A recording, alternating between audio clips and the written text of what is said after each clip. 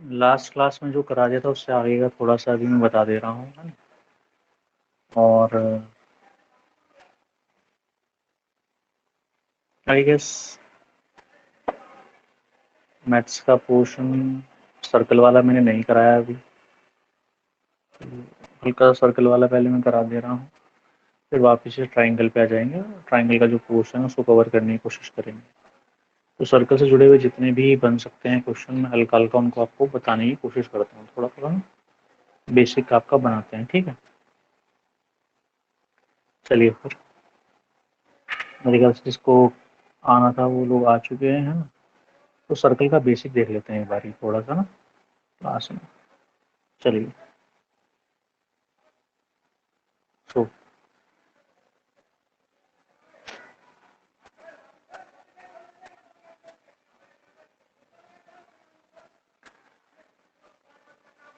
Circle हो गया यहाँ पर, ठीक है। अब यहाँ समझने वाली बात ये है सर्कल में कि सर्कल की कुछ अपनी अपनी प्रॉपर्टीज हैं। जैसे अगर हम सर्कल में कॉर्ड खींचें, फॉर एग्जांपल मैं यहाँ पर एक कॉर्ड खींचूं, यहाँ से यहाँ तक एक कॉर्ड बनाई मैंने, ठीक है।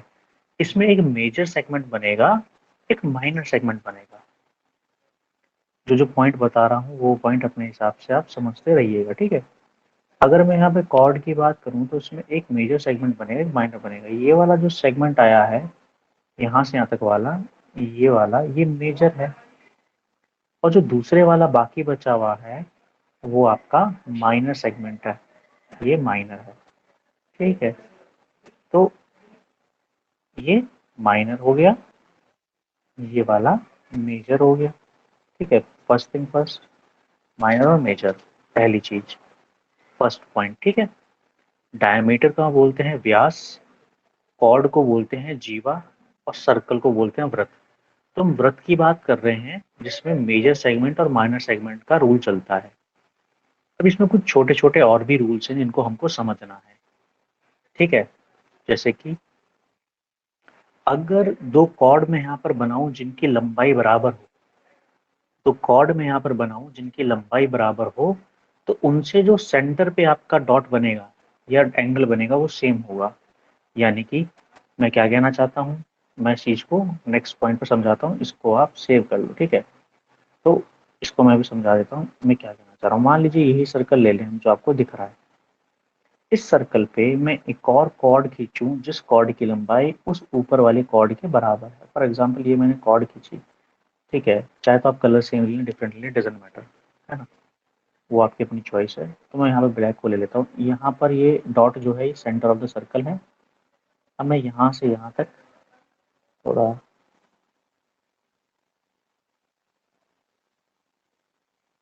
ये मैंने इसको सेंटर ऑफ द सर्कल से कनेक्ट कर दिया, मान लीजिए ओ ले लेते हैं यहाँ पर, है ना।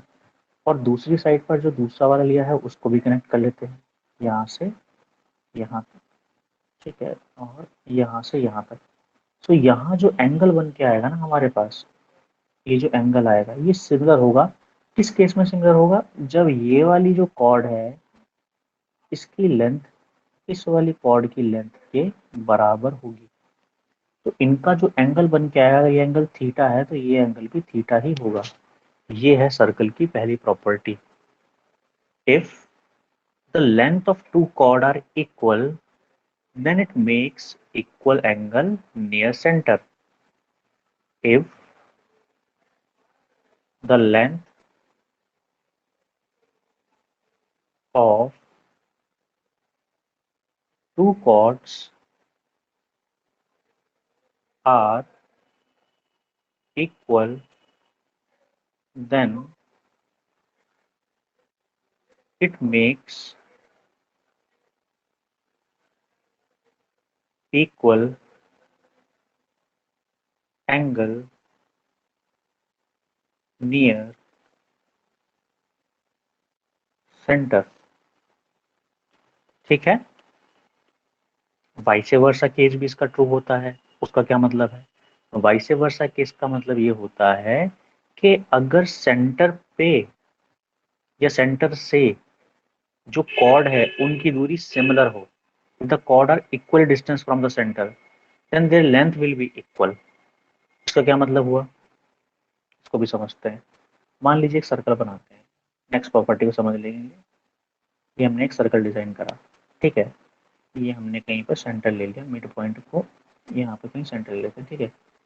तो और छोटा कर लेते हैं, ठीक है, सेंटर ले लिया मैंने। अब मान लीजिए मैं इस सेंटर पे क्या करूँ, आपका एक संगीत दूरिया से दूरी बनाऊँ कोई, एक सर्टेन डिस्टेंस खींचूँ इससे, ठीक है।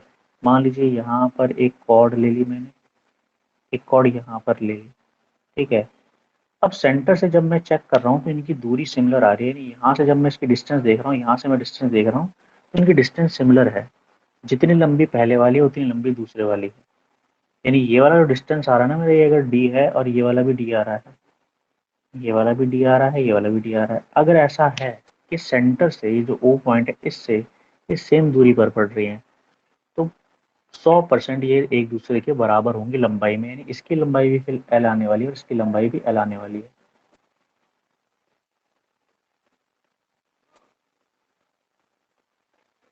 ठीक है। ये दूसरी प्रॉपर्टी हो गई हमारी। इसी में, ये तो दूसरी प्रॉपर्टी के बारे में बात करा मैंने, इसी में तीसरी प्रॉपर्टी ऐड कर देता हूँ, ठीक है। तीसरी प्रॉपर्टी ये कहती है कि अगर आप कोई कॉर्ड बना रहे हैं और उस कॉर्ड को आपने ज्वाइन कर दिया है सेंटर से डायरेक्ट, तो उस केस में जो एंगल बन के आएगा इसके बीच में, ये 90 डिग्री होगा। जो एंगल बन के आएगा ये एंगल 90 डिग्री होगा। यानी जो डी और एल के बीच में एंगल बन रहा है ना, ये लाइन के बीच में, ये 90 होगा हमेशा। सेंटर से अगर आप किसी कॉर्ड पे खींच रहे हो ना तो 90 बन के आएगा, याद रखना दिमाग में। उससे आगे वाले क्वेश्चन भी होते हैं हमारे। और एक खासियत और होती है उसकी, वो खासियत क्या होती है कि 90 बन के आता है तो वो मीडियन की तरह काम करता है, यानी इन दो हिस्सों को बराबर बराबर काट देता है ऐसे करके, ठीक है। इतनी बात क्लियर है अभी। अब नोटिस करने वाली बात है, ये ट्राइंगल बन के आएगा। तो मान लो ट्राइंगल बन के आए तो यहाँ पे और यहाँ पे अगर ये मीडियन बना रहा है तो ये ट्राइंगल कैसा हो गया आपका, आइसोसेलेस ट्राइंगल होना चाहिए। और आप नोटिस करोगे तो कैसा ट्राइंगल होना चाहिए, यहाँ से और यहाँ से अगर ये दोनों बराबर हैं आपके, तो उस केस में जो ट्राइंगल बन के आएगा वो कैसा होना चाहिए, आइसोसेलेस होना चाहिए। कि अगर ये वाली लंबाई भी आर है और ये वाली लंबाई भी आर है, ये रेडियस है सर्कल की, दोनों केस में आर बैठ रही है, तो उस केस में आपको क्या देते हैं, उस केस में या तो ये पूरी लंबाई दे देंगे आपको या इनमें से कुछ दे देंगे। एक सवाल करते हैं इसके ऊपर ना, ठीक है। सवाल लिखेगा आप, radius of a circle is 25 centimetre. किसी वृत्त की त्रिज्या 25 सेंटीमीटर है। Radius of a circle is 25 centimetre.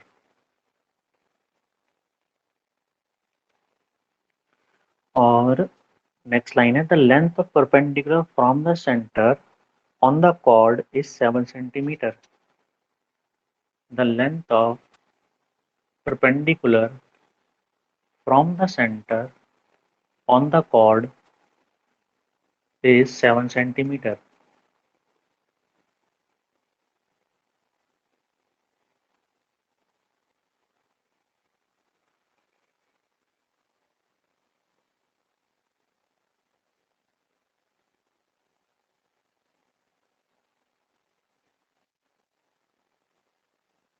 Find the length of chord.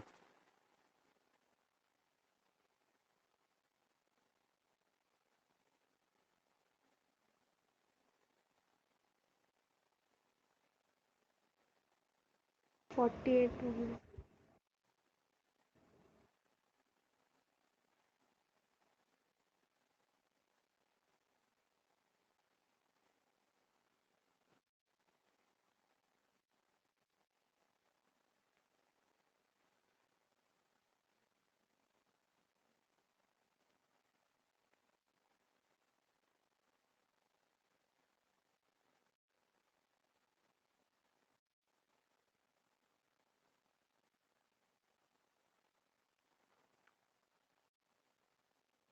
सवाल बहुत आसान है, देख लेते हैं क्या कह रहा है।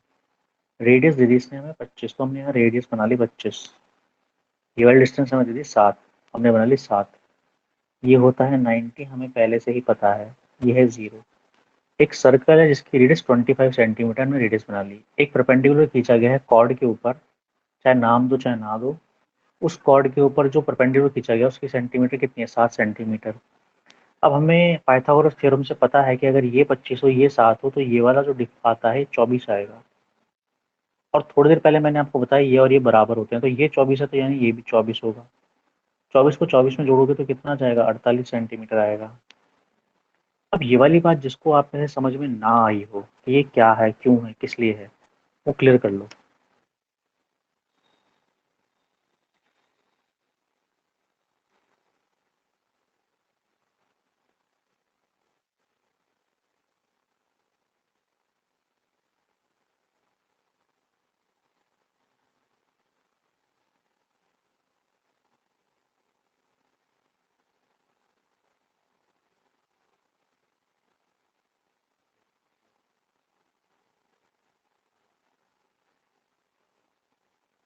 दिक्कत है किसी को?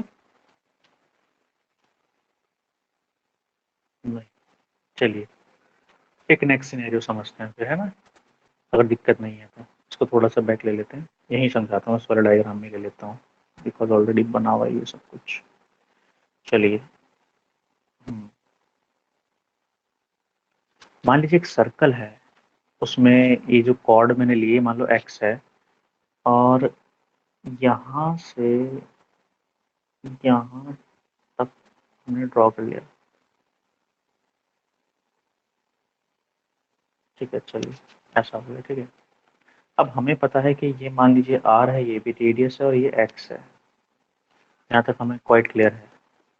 और जो एंगल बन के आ जाए ना, मान लो ये वाला एंगल ही 90, ये एंगल 90 दे रखा हो, उस केस में क्या होगा? उस केस में भी तो पाइथागोरस थ्योरम लगेगी। तो उस केस में अगर पाइथागोरस थ्योरम लग रही हो तो दिमाग में एक बात समझ लीजिएगा कि पाइथागोरस थ्योरम का हमें इस्तेमाल कैसे करना है। हमें ये पता है कि पाइथागोरस थ्योरम हमें ये कहती है कि परपेंडिकुलर का स्क्वायर प्लस बेस का स्क्वायर बराबर हाइपोटेनस के स्क्वायर के होता है। लंब, आधार, ठीक है,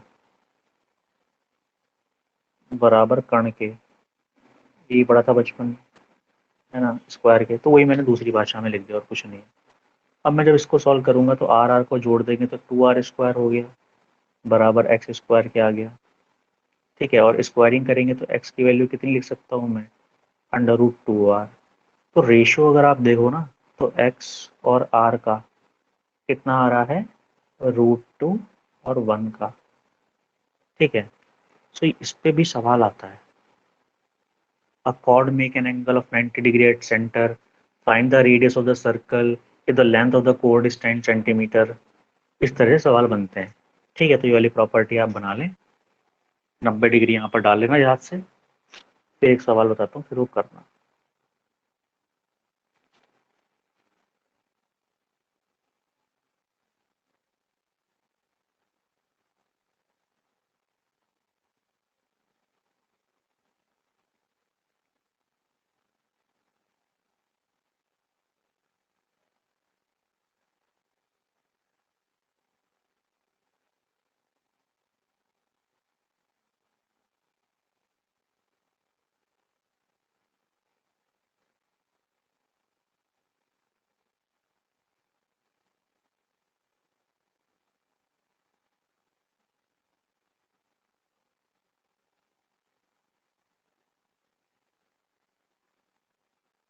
सवाल बोल दूं?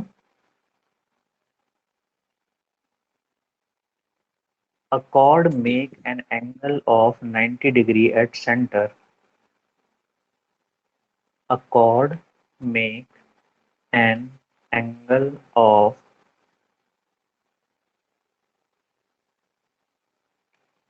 90 degree at center.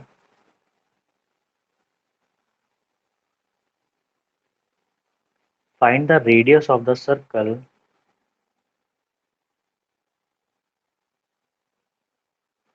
if the length of chord is 10 centimetre.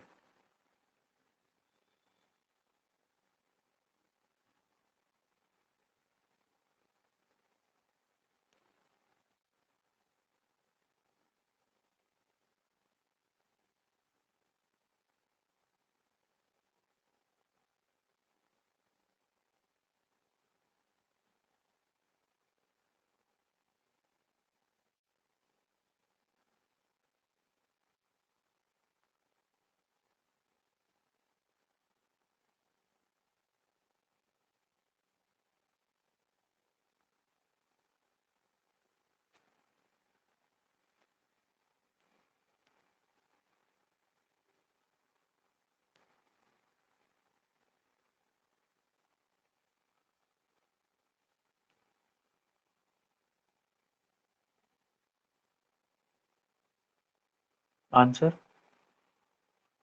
ये 5√2।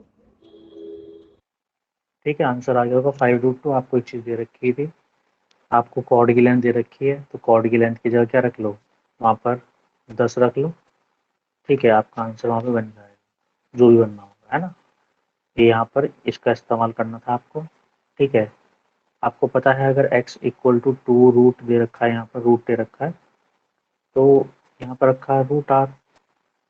ये तो होता है, यहाँ पे 10 वैल्यू दे रखी है, यहाँ √2 दे रखा है, r दे रखा है। 10 को कैसे लिख सकते हैं, 10 को लिख सकते हैं 5 × 2, और 2 को कैसे लिख सकते हैं, √2 × √2। तो √2 से √2 कैंसिल कर दिया, 5 √2 आ गया, तो r की वैल्यू कितनी हो गई, 5 √2। ये हो गया आपका क्वेश्चन खत्म। एक और सवाल बनाते हैं, आप ध्यान से देखिएगा। ठीक है, मान लीजिए एक सर्कल है। ठीक है,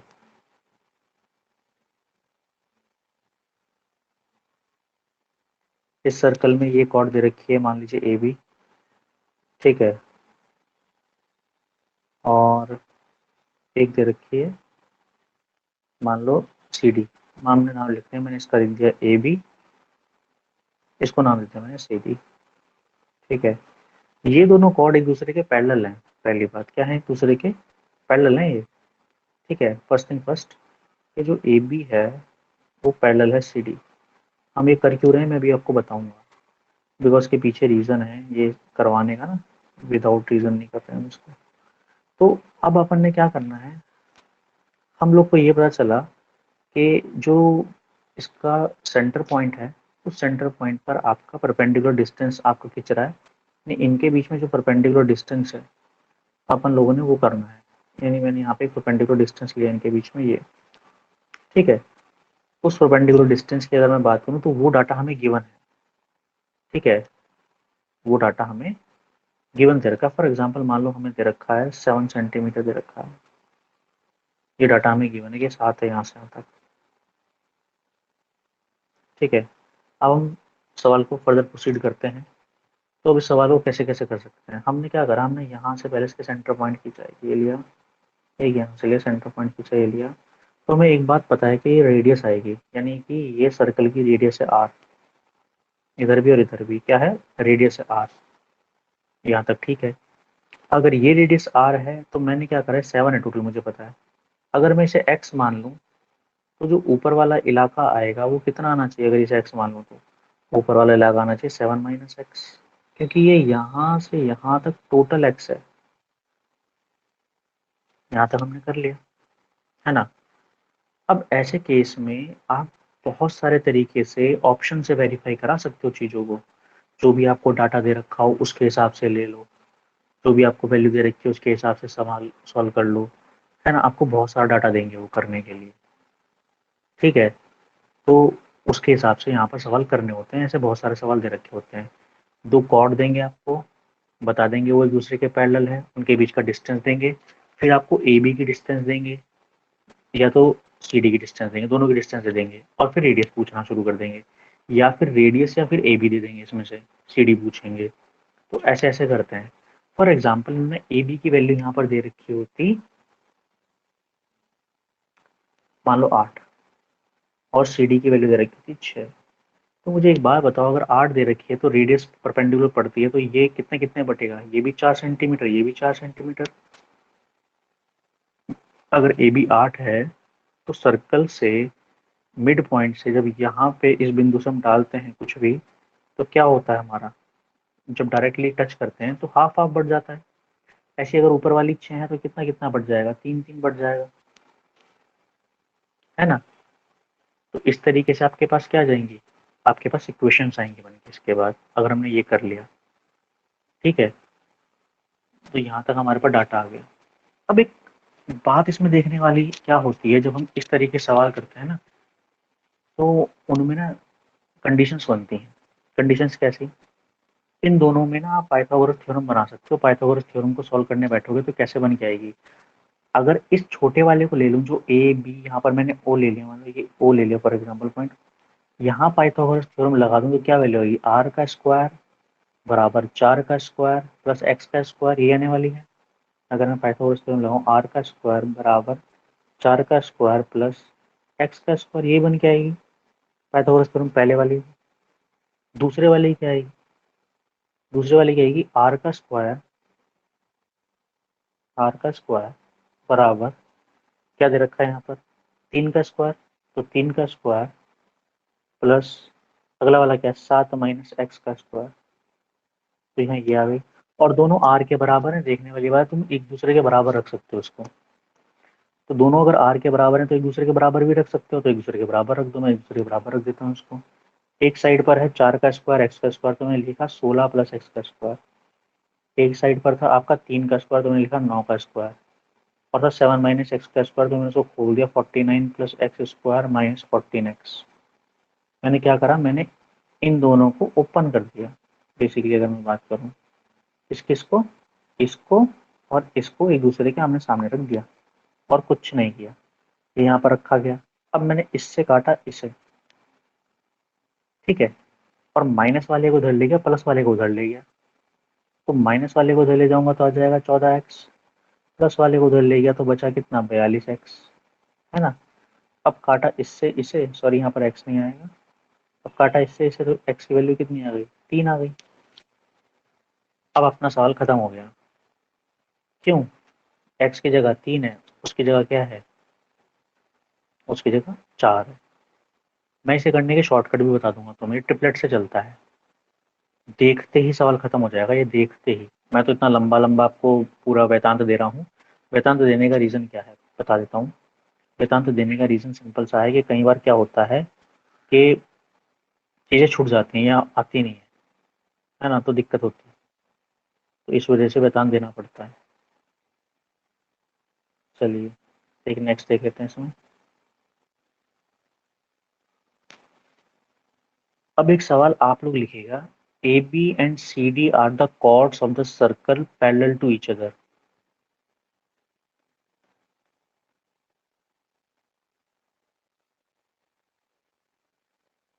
A B and C D are the chords of the circle parallel to each other and distance between them is 17 centimetre. उनके बीच की दूरी 17 सेंटीमीटर। ए बी की लंबाई, length of A B 10 centimetres, radius of circle 13 centimetres. मैं पूरा सवाल दोबारा repeat कर रहा हूँ, ठीक है। A B and C D are the two chords of the circle parallel to each other and distance between them is 17 centimeter. The length of AB equal to 10 centimeter and radius of circle is 13 centimeter. Find chord CD length. CD की लंबाई ज्ञात करें।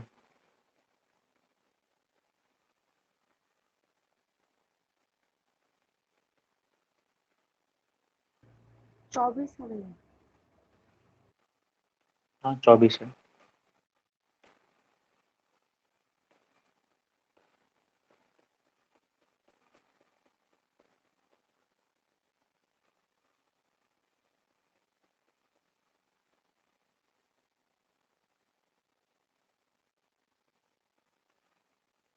अब जिसने बहुत सारी मेहनत करी हो नहीं करी हो उसके लिए मैं एक बात बता देता हूँ, शॉर्टकट तरीका। इस वाले में देखना जिसका आंसर आ चुका है।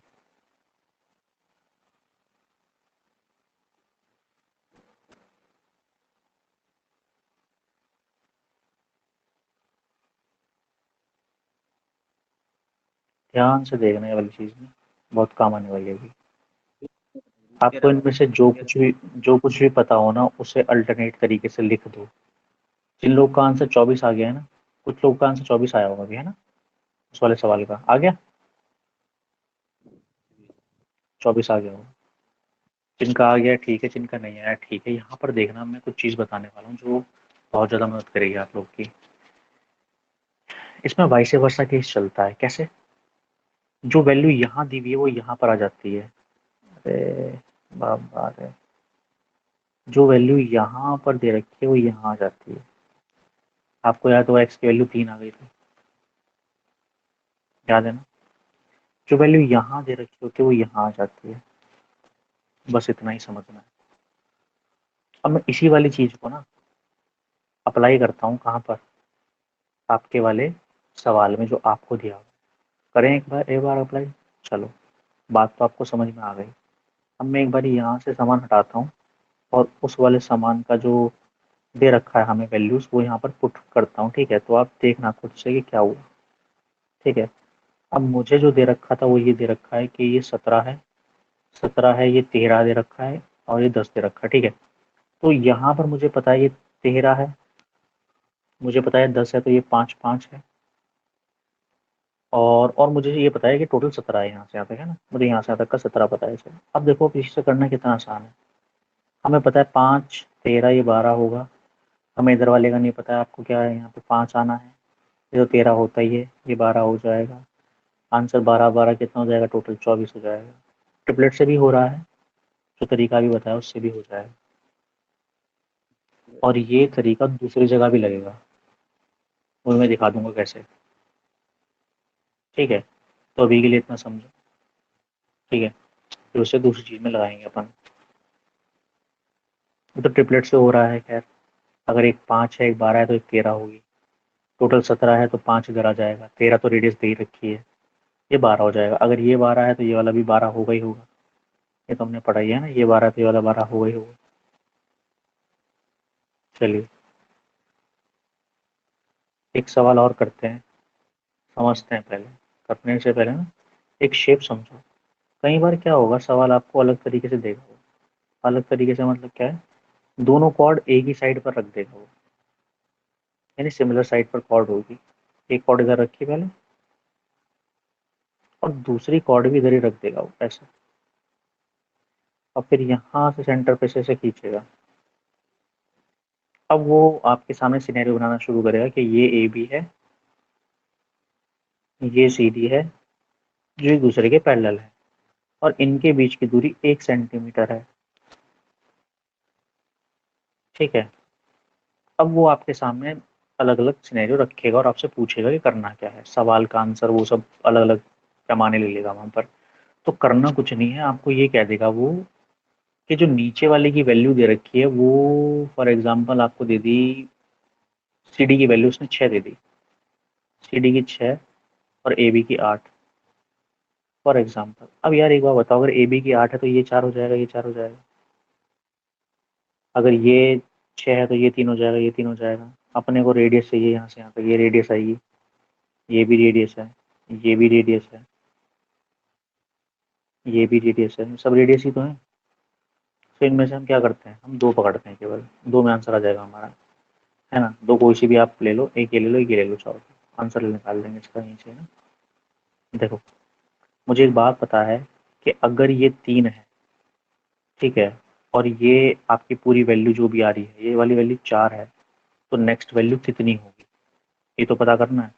तो हम पुराने वाला तरीका यहाँ अप्लाई कर सकते हैं, जो हमने इससे पहले वाले क्वेश्चन में अप्लाई करा था, कि यहाँ वाली वैल्यू उठ के यहाँ चली जाएगी, यानी ये वाली वैल्यू 3 आएगी। अगर ये 3 है, ये 4 है, तो ये टोटल कितना होगा, ये 5 होगा, है ना? या आप दूसरा तरीका भी अपना सकते हो, इसके अलावा भी आप चीज़ें कर सकते हो। फॉर एग्जाम्पल एक तरीका और लेते हैं, समझाने के लिए ले रहा हूँ बस। तरीका पुराने वाला भी लगा सकते हो, कोई दिक्कत नहीं है कहीं से कहीं तक भी, ठीक है? ठीक है, r square equal to x square plus 4 square, r square equal to x plus 1 का होल स्क्वायर और प्लस 3 स्क्वायर। वैसे भी आंसर आएगा, कोई दिक्कत नहीं है। लेकिन उससे बेटर क्या है, आप डायरेक्टली कर सकते हो उसको, जो पुराने सवाल में बताया वही करना है। करना क्या है, ये वाली वैल्यू उठा के यहाँ रख देनी है हमेशा। ट्रिपलेट बन जाएगा। ये वाली वैल्यू अगर 3 आ गई, ये 4 है तो ये 5 होगा, है ना? अगर ये 5 है तो ये भी 5 होगा। अगर ये 5 है, ये 3 है, तो ये 4 होगा। टोटल सेटिस्फाई कर गया, बिल्कुल सही करा था हमने, कोई गलती नहीं है ना? तो आपने क्या करना है, जो ये छोटे वाली वैल्यू उसको उठा के ऊपर रख देना है हमेशा। आपका answer most of the time सही आएगा, गलती होने के चांसेस नहीं है उसमें, ठीक है, ये चीज़ समझने वाली है। एक सवाल करते हैं, उससे क्लियर आ जाएगा आपको। मान लीजिए क्या रखा है, A B C D are two chords of circle parallel to each other. A B and C D are to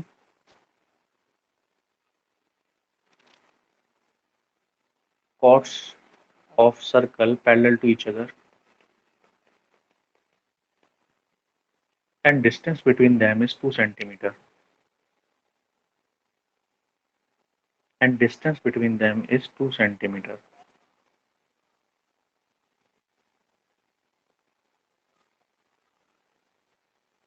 The length of AB and CD are respectively 16 and 12 centimeter.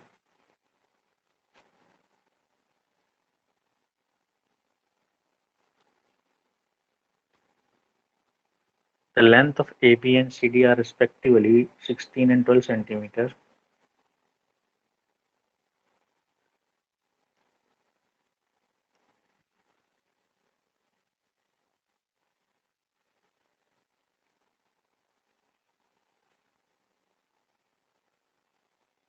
Both are the one sided of the center of circle.